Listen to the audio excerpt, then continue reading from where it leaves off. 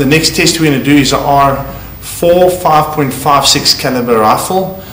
Just want to tell you before the time that this is only a 32mm glass, so it won't normally be designed for an R4 rifle, but tests have shown that it has successfully prevented penetration from an R4, so let's see how it does.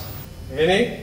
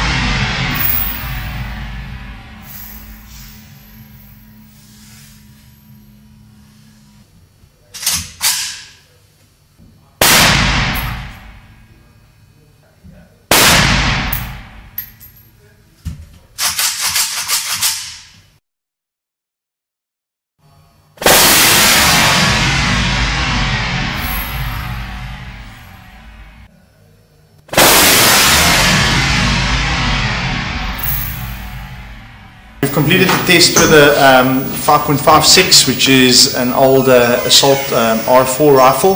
Have a look. Didn't penetrate the glass. It did penetrate the first layer of the steel, but not the second layer, so it hasn't gone through the back to the tiller. It did penetrate the louver. So as mentioned before, we need to redesign the louver, thicken up the steel and change the angle of deflection inside there.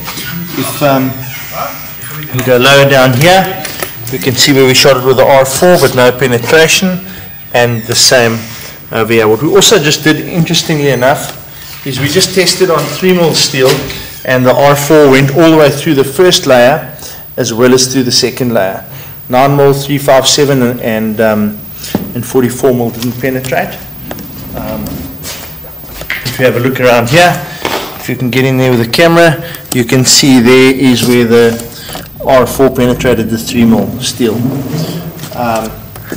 On this main counter here, you'll see that it makes an indentation in the back steel, but it doesn't penetrate it.